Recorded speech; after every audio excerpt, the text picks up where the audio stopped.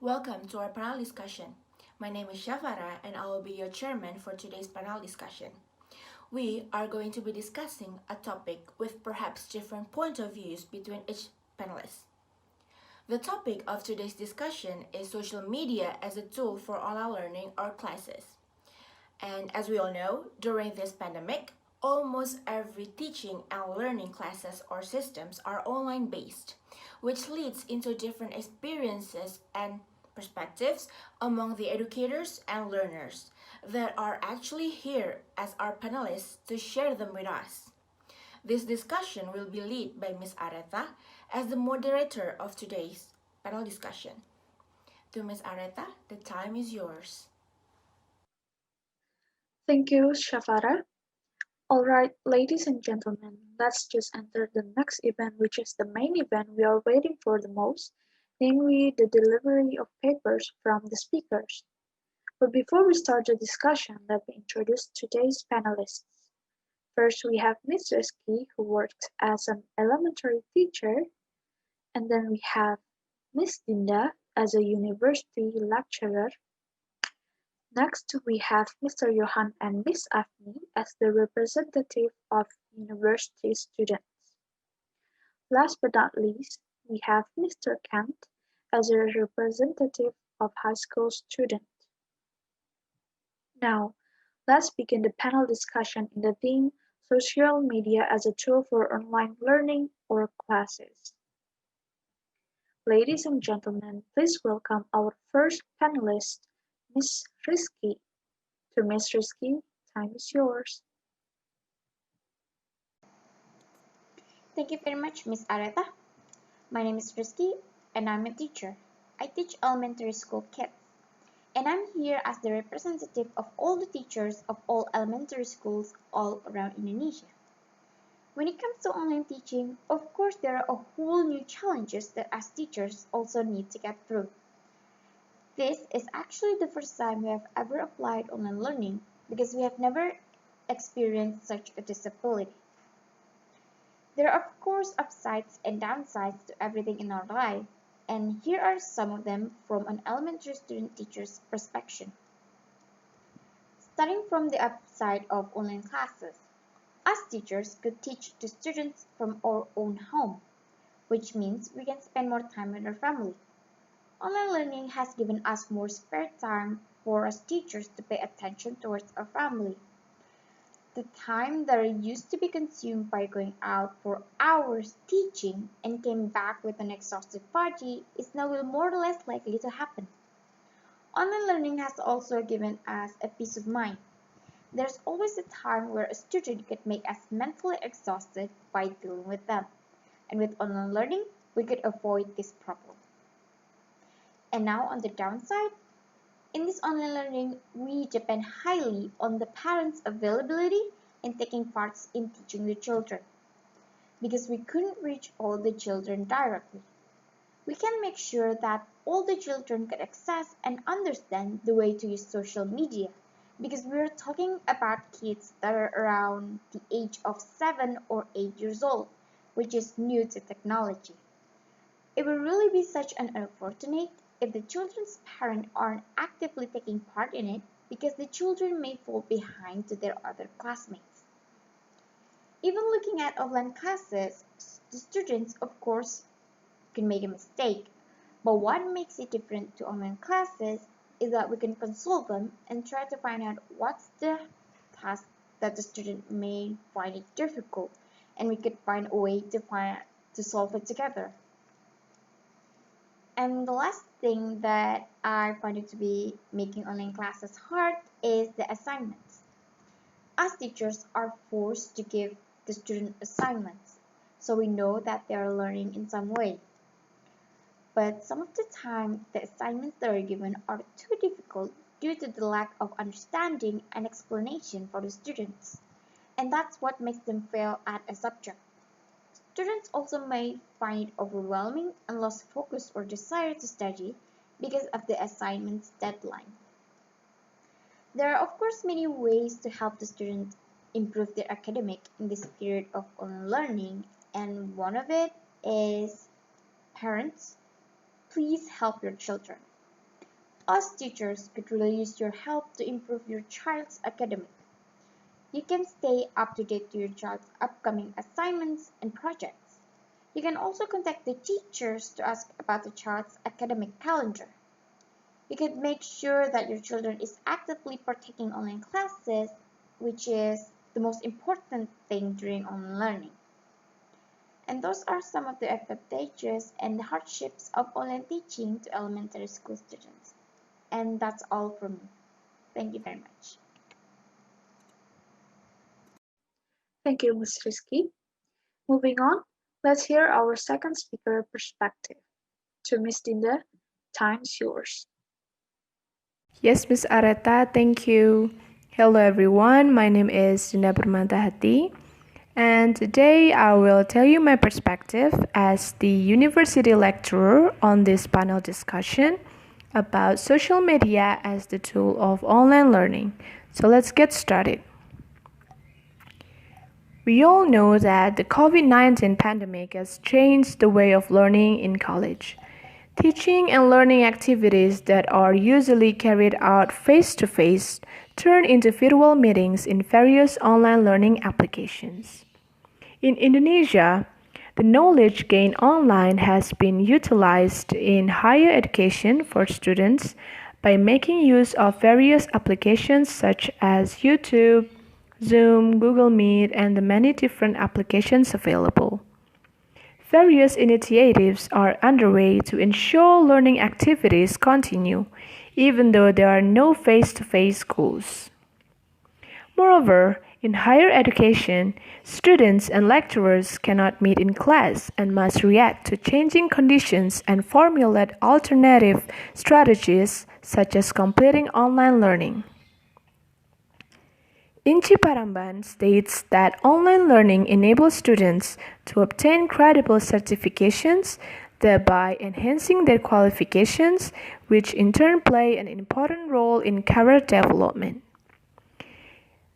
Online learning provides flexibility to students who face conflicting scheduling of concurrent subjects, enhancing the teaching of technology skills by infusing technology literacy in academic learning content, and provide opportunities for lecturer professional development, including mentoring and learning at the scientific community college.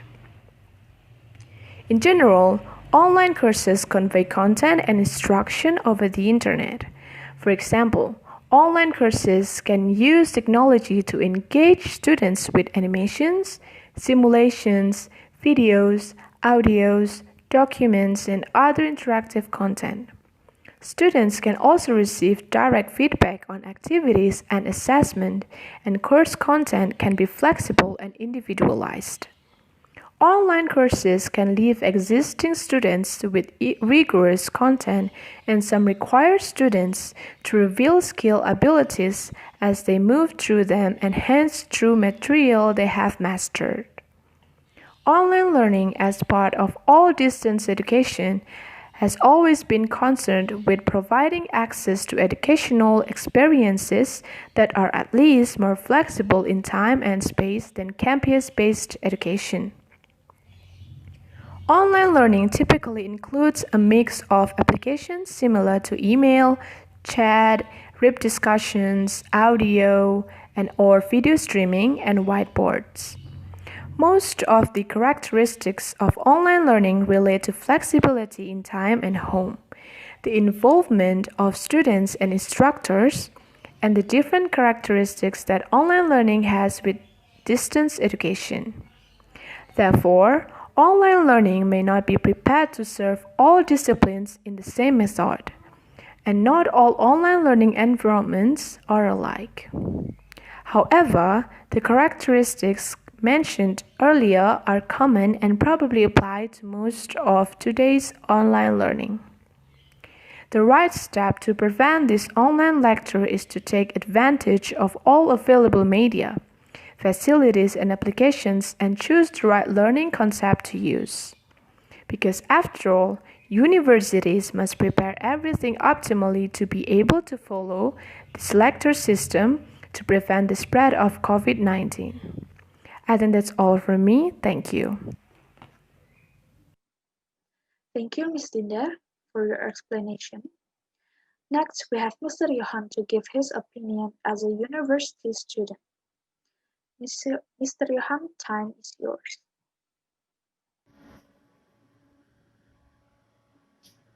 Okay, thank you, Miss Aretha. So, my name is Yohan Akbar Yudis Tira, and I'm a university student.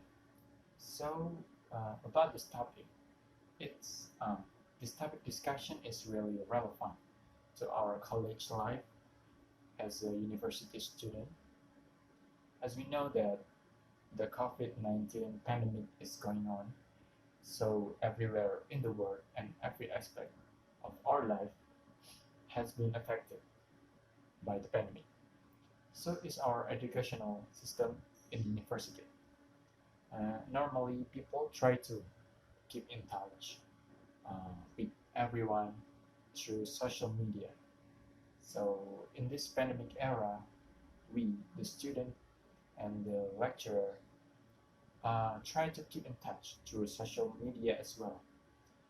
Because as we know that it it might be the most effective and efficient way for us. So let's talk about WhatsApp, for example. Uh, WhatsApp can be a tool for online classes also. Even before the pandemic, WhatsApp is the most popular social media for students. So let me give some example here. Um, so the COVID-19 pandemic took the world by surprise, right? So globally, everything has stopped. Projects have been delayed. Workplace closed and school shut down. However, students continue their education through online learning and via video calls with their teachers, especially in big cities such as Jakarta and Malang as well. The model is currently the best alternative as keeping schools open poses a safety risk for the students. Many countries have adopted this approach, and every single school, even university, prepared for online learning by distributing gadgets to their students. So when the first COVID-19 cases were announced in Indonesia in early March, the country was in panic. On March 14, for example, Jakarta Governor Anies Baswedan announced that all schools in Jakarta were to be closed. And also in Malang, every school, even university, is closed. So, however, many schools were not ready to apply home learning program yet. The online classes implemented in Indonesia work differently from those in the US. You know that uh, the US is what big country and with advanced technologies and something like that. So due to lack of preparation in this country, it might be like unprepared. So as a student participating in the home learning program, online school was confusing to adjust to as we had not been prepared through simulations or practices beforehand. Students reported the home learning program to be even more stressful than regular classrooms. Some of the common reasons for this went along the lines of uh, like normal classes may have been difficult, but having friends make it so much more manageable and less stressful. Online classes take out the benefits of having friends to socialize with and being stuck alone with nothing but assignments. Yeah, something like that.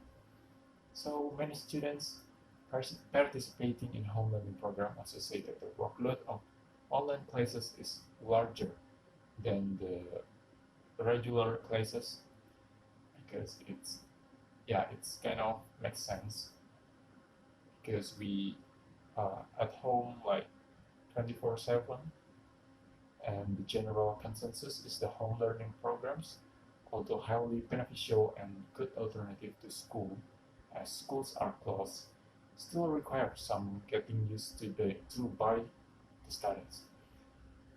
As it is a novel concept and not many are experienced with them, so it it's not doing really well. So this is because the student lack of devices and internet access to be able to participate in online class. And the school do not have the capacity to teach online, unlike the advanced country like in the US or, for example, in the New York City, where devices are distributed to students by schools and private companies. And in Indonesia, there is yet to be this kind of effort. So this leaves many students in a bad spot where they are unable to receive an education. Although internet service providers have been giving out free data packages, they are simply not capable supporting video calls on programs such as Zoom. So the main question is learning online is effective? Um, Nevertheless, the effectiveness of online learning varies amongst age groups. The general consensus on children, especially younger ones, is that a structured environment is required because kids are more easily distracted to get the full benefit of online learning. And also for the um, student like for the university student like us, it might be, yeah, it's a little more stressful, and also it's a little more um, challenging, I think, because yeah, we know that a lot of assignment and a lot of thing to do compared to our normal learning process. Thank you. That's all from me. Thank you, Mr. Yohan. Next, there will be another perspective, still from a university student, Miss Afni. To Miss Afni, you may start giving your opinion. So hello everyone, my name is Afni and I'm going to give my opinion about the importance of social media as a tool for online learning. Social media is very important for the online learning. There are some applications that is very useful for students like me. Those applications are WhatsApp, Google Classroom, Edmodo, Zoom, YouTube, and etc. WhatsApp provides an easier way to send messages than email. We can just simply save the number and directly chat the person. It connects me with the other students and my lecturers. This allows a faster connection between lecturers and their students. Google Classroom and Edmodo are just like an online version of Classroom. It provides some useful features such as assignment boxes, and it even provides a reminder for our assignments. The lecturers usually send the courses materials in those two applications, and we can get the courses materials at ease without need to print or buy the book first. Zoom and Google Meet are an application that allow us to virtually do the classes. People called it a synchronous meeting. It is the only way for the lecturers or the teacher to explain the materials to their students in real time. It allows the students to ask and the teachers to answer the question instantly. You can join these classes through your phone or your computer. There are a lot of webinars that help with those applications too. YouTube is an application where I look for videos that related to my courses. There are a lot of academic channels and videos. Even there are a lot of teachers or lecturers that share their academic explanation, and we can easily find those videos and watch them in any time we want, as long as we have the internet connection. There are also a lot of academic websites such as Wikipedia and slideshare.net. Those websites has a lot of academic information. We can find almost every course's materials in those websites. It can be used as one of our reference in making academic essay or for the regular assignment. Usually, I get some videos assignments from my classes. In this case, I used two easy applications to edit my video. These are Filmora, Viva Video, and InShot. With this application, I can easily edit my videos, especially because I can use them via my phone. I don't have to bring my laptop or computer and just simply edit videos in my phone. There is an online tool that helps me to share files or documents with the others. This is Google Drive. Google Drive is a feature made by Google, and almost of every student in my campus use it. We can share a big sized documents or file with Google Drive, and we can use it to save our file without being worried that our files will be accidentally deleted. From my experiences, there are a lot of academic information that I found in Twitter and Instagram, which, according to most people, those two applications are not their main reference for studying. I was surprised that there are a lot of academic accounts in Twitter and Instagram. There are a lot of information about webinars and the other online academic event from those applications. I found a lot of important threads in Twitter, such as a thread of how to make your PowerPoint better. Social media makes every student become more independent in learning their courses. They don't have much time face-to-face meeting with their lecturer or teacher as in the offline classes, and it forces them to learn by themselves, and it improves their self-directing skills too. TED Talks has become my favorite online seminar event since my high school days. It is a seminar of researchers in all over the world, and every content in this event are not an ordinary content. Every content in this event are necessary for our lives, and I can find things that related to my courses too. It even has content for non-academic things, such as how to improve your public speaking skills or about mental health. Social media allows parents to check up on their children's academic activities. They can be updated with about what is their children do with their school, and parents can be connected with the teachers or the lecturers through the social media, and they can observe their children's study reports too. Usually, a school or university provides a certain website for the parents to check up on their children, so they able to get a better information about their children's students' activities. To conclude my opinion, social media is so important for me as the main tool for online classes. I think it is the same with the other students and lecturers. The only way for me to reach and fulfill every course's need in this semester is by using the social media.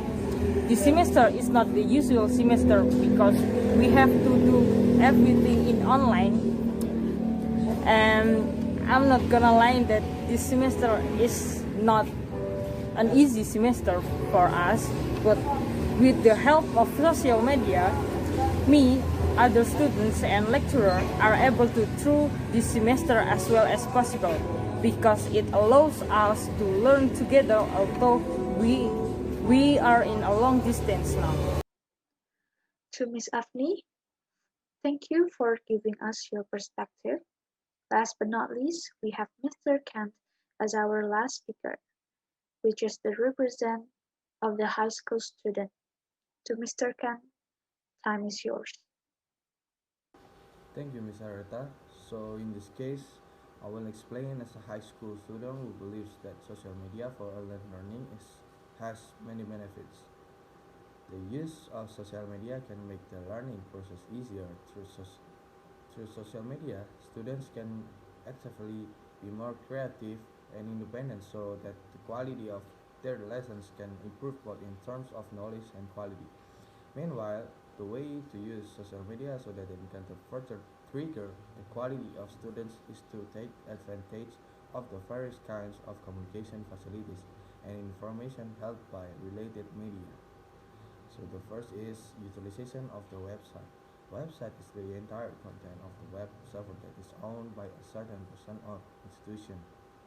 A website can be linked to a book that consists of certain pages, including a cover and a table of contents. A website is also called a site, website or portal. So the benefits for students using a website, the first is as a means of communicating interactively with teaching staff who are more effective in the education and teaching process.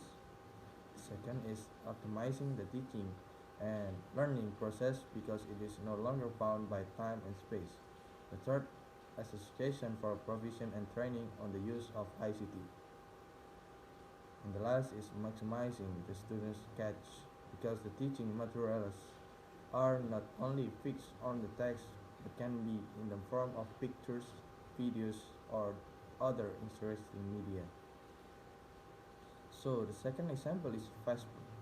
The Facebook network site is one of the most popular networking sites in Indonesia, where Indonesia is the second largest Facebook user country in the world after the United States. Based on research, digital life of about 30 million internet users in Indonesia, around 87% of users always visit social networks such as Facebook and Twitter. In addition, the biggest user or access of social networks in Indonesia are teenagers. Strategies that can be done for enrichment in distance learning are assignment methods, discussion methods, group work methods, activities using peer tutors, and modeling or other ways to get students to read accordingly. Based on this, Facebook can be used as an alternative strategy in the problem of controlling and providing appropriate understanding or providing enrichment for distance learning participants. So the Facebook features that can be used as a learning medium are: the first is Facebook Wall. This feature can be used as an information port. And the second is Facebook Notes. This feature can be used to make short writing or related hideouts. Third, chat feature. This feature can be used to chat directly with other Facebook users who have become friends. Besides that, it can be a medium for online discussion. The third is Facebook group. This feature can be used for student communities, scientific studies, study clubs, and controlling the number of students or learners who take courses or learn by distance learning. And the fifth, Facebook quiz. In this feature or facility can be optimized by teachers or students to practice material for learning evaluation through interactive online quizzes. And the last is Facebook share. This feature can be used to share material, short writing, links, pictures, videos, and etc. So in conclusion, through social media such as Facebook, Twitter, and Instagram, it can be more helpful in improving the quality of friendship, especially in the term of caring and empathy for friends who are connected online. So it can be easier to students to make a connection between teachers also and friends. So So that social media for learning is not only limited in terms of learning material. We can divide it into three useful parts, namely for its infrastructure, information, and a tool for producing and distributing media content itself. I think that's all from me. Thank you for your attention, and thank you. Thank you, Mr. Kent, for giving us your opinion about this topic discussion. Now, back to Shafara. Alright, thank you, Miss Aretha. Ladies and gentlemen, we have come to an end of our panel discussion. Massive thank yous to our panelists who had shared their experiences and perspectives about social media as a tool for online learning or classes, especially during this pandemic. Once again, we're very grateful for your participation on today's panel discussion. Have a nice day, goodbye, and stay safe.